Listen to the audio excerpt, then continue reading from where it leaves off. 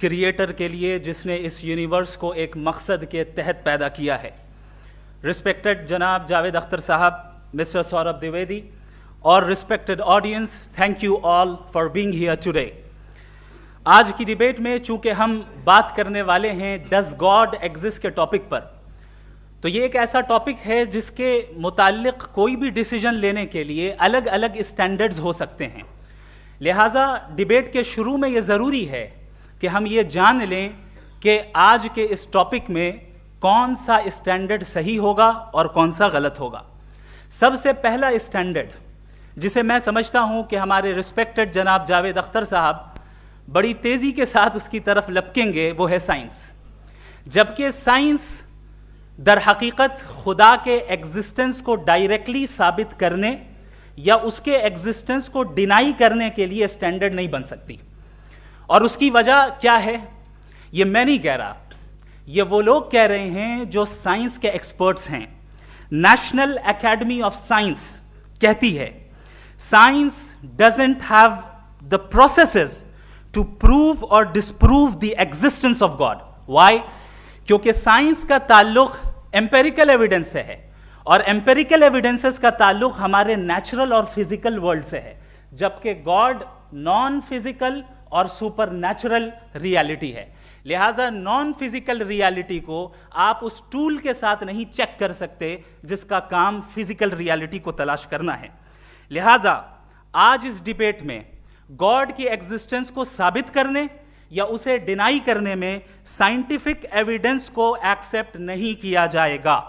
دوسرا اسٹینڈرڈ ہو سکتا ہے ریویلیشن, کہ ریویلیشن کے ذریعے ہم یہ ثابت کریں کہ گاڈ ایگزسٹ کرتا ہے یا نہیں. لیکن یہ اسٹینڈرڈ بھی آج ارریلیونٹ ہے. کیوں؟ کیونکہ ریویلیشن میرے نزدیک سورس آف نالج ہے, ویلڈ سورس آف نالج ہے, لیکن ہمارے جاوید اختر صاحب کے نزدیک یہ ویلڈ سورس آف نالج نہیں ہے. لہٰذا آج کی ڈیبیٹ میں ایک بھی ایویڈنس کسی بھی مذہبی اسکرپچر سے نہیں دوں گا تاکہ جاوید اختر صاحب کے لیے وہ ان ایکسیپٹیبل نہ ہو. تیسرا جو معیار ہو سکتا ہے وہ ہے آبزرویشن, کہ بھائی کوئی کہے کہ ہمیں خدا دکھاؤ, اگر ہے تو دکھاؤ, یا یہ کہ خدا کے ایگزسٹنس پر ایمپیریکل ایویڈنس دو, تو یہ ہے در حقیقت غلط ٹول کا استعمال کرنا. یہ ایسا ہی ہے کہ جاوید صاحب مجھ سے یہ مطالبہ کریں کہ مفتی صاحب آپ میٹل ڈیٹیکٹر کے ذریعے پلاسٹک ڈیٹیکٹ کر کے دکھائیں. اب چونکہ پلاسٹک ڈیٹیکٹ نہیں ہو پا رہی ہے لہٰذا plastic does not exist. No, you are using the wrong tool. اس ٹول سے پلاسٹک کو ڈیٹیکٹ نہیں کیا جاتا. لہٰذا میں سمجھتا ہوں کہ گاڈ کے ایگزسٹنس پر ایمپیریکل ایویڈنس کا مطالبہ کرنا ایک بچکانہ مطالبہ ہے, اور ہمارے رسپیکٹڈ جناب جاوید اختر صاحب اس اسٹیج سے اب بہت آگے نکل چکے ہیں. اب بچتا ہے ایک ہی اسٹینڈرڈ, اور وہ اسٹینڈرڈ ہے عقل, لاجک, ریزننگ.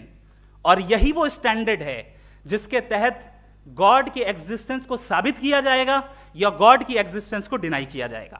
لیکن چونکہ یہ بہت امپورٹنٹ اور سینسٹیو ٹاپک ہے, اس لیے لاجیکل آرگیومنٹ بھی ایسا ہونا چاہیے جو ڈیفینیٹو ہو, انڈیفینیٹو نہ ہو, جو 2 اور 2 4 کی طرح بالکل واضح ہو, جسے لاجیکلی ریجیکٹ کرنا پاسبل نہیں ہو. فار ایگزامپل ہم کہیں ہمارے رسپیکٹڈ مسٹر سوربھ صاحب یہ ایک انسان ہے اور تمام انسان کانشیس بینگ ہے, لہٰذا نتیجہ کیا نکلا, ہمارے سوربھ صاحب بھی کانشیس بینگ ہے. کیا یہ انڈیفینٹ آرگیومنٹ ہے یا ڈیفینٹ آرگیومنٹ ہے؟ یہ ڈیفینٹ آرگیومنٹ ہے. یہ 2 اور 2 کی طرح واضح ہے, اس میں کسی طرح جو ہے لاجیکلی اس کو ریجیکٹ نہیں کیا جا سکتا. تو اگر آج ہمارے جاوید اختر صاحب ایسی کوئی عقلی دلیل اور لاجیکل ایویڈنس دیں خدا کے نہ ہونے پر جو ڈیفینٹ بھی ہو, تو میں یہ اعلان کرتا ہوں کہ یقیناً میں اس ایویڈنس کو قبول کروں گا اور اس پر غور کروں گا. لیکن ساتھ میں یہ بھی اعلان کر دیتا ہوں پریڈکشن کے طور پر کہ ایسا کوئی ڈیفینٹ آرگیومنٹ کوئی نہیں پیش کر سکتا. دلیل ہم دیں گے اور ڈیفینیٹو دلیل دیں گے, لاجیکل دلیل دیں گے, ایسی دلیل دیں گے جو انٹائر ایتھیسٹک ورلڈ اسے ریفیوٹ نہیں کر سکتی. چلیں اب ہم ایک ایگزامپل سوچتے ہیں, ایک سینیریو, سمپل سینیریو, تمام آڈینس سے گزارش ہے, ہم اور آپ ایک آئسولیٹڈ آئیلینڈ پر ہیں, ایسا آئیلینڈ جہاں پہ ہم سے پہلے کوئی کبھی نہیں گیا. چلتے چلتے آپ کے سامنے اچانک آپ نے دیکھا ایک پنک کلر کی بال پڑی ہوئی ہے, سب سے پہلا سوال آپ کے ذہن میں کیا آئے گا کہ یہ بال یہاں کیوں آئی, کیسے آئی, یہ پنک کلر کی ہی کیوں ہے, کوئی اور کلر بھی ہو سکتا تھا, یہ اسی شیپ میں کیوں ہے, کوئی اور شیپ بھی ہو سکتا تھا. نیچرلی آپ اس طرف پہنچیں گے کہ کوئی نہ کوئی ہے جس نے ان اسپیسیفک پراپرٹیز کے ساتھ اس بال کو بنایا ہے اور یہاں پہ رکھا ہے. چونکہ آپ جانتے ہیں کہ یہ جو بال ہے اس کا ایگزسٹ کرنا ضروری نہیں ہے, یہ ایگزسٹ کر بھی سکتی تھی, نہیں بھی کر سکتی تھی, اور ایگزسٹ کرنا ہی تھا تو کسی اور فارم میں کرتی, کسی اور کلر میں کرتی. اب آپ اس بال کو ایکسپینڈ کرتے چلے جائیں, ایکسپینڈ کرتے چلے جائیں, ایکسپینڈ کرتے چلے جائیں, یہاں تک کہ یہ بال یونیورس کے سائز کی ہو جائے. بتائیے کہ کیا سائز کے بڑھ جانے سے سوال بدل جائے گا؟ ہرگز نہیں بدلے گا. ابھی بھی سوال رہے گا یہ یونیورس کہاں سے آیا, ان اسپیسیفک پراپرٹیز کے ساتھ کہاں سے آیا, کیوں آیا, کس نے بنایا. یہ سوال اس وقت بھی ویلڈ رہے گا. لیکن یہ سوال اگر ہم جناب جاوید اختر صاحب سے کریں تو چونکہ ان کا ورلڈ ویو ایتھیسٹک ہے, اور صرف ان کا نہیں, مطلب جتنے بھی ایتھیسٹ ہیں اور ایتھیسٹک ورلڈ ویو کو رکھنے والے سے اگر آپ یہ سوال کریں کہ یہ یونیورس کہاں سے آیا, تو ان کا جواب یا تو آرگیومنٹ فرام اگنورینس ہوگا یا ڈوگمیٹک ہوگا. یا تو یہ کہیں گے کہ مجھے نہیں پتا کہ یہ کہاں سے آیا, لہٰذا گاڈ ڈز ناٹ ایگزسٹ, یہ آرگیومنٹ فرام اگنورینس ہے. یا یہ کہیں گے کہ یہ یونیورس خود بخود بن گیا. اس کا مطلب یہ ہے کہ اس بال کو بھی خود بخود بن جانا چاہیے, لیکن بال کے تعلق سے یہ ایکسپلینیشن ایکسیپٹ نہیں کی جائے گی کہ یہ خود بخود بن گئی, لیکن یونیورس کے تعلق سے کر دیا جائے گا. اسے ہم دوسرے الفاظ میں ڈوگما بھی کہہ سکتے ہیں.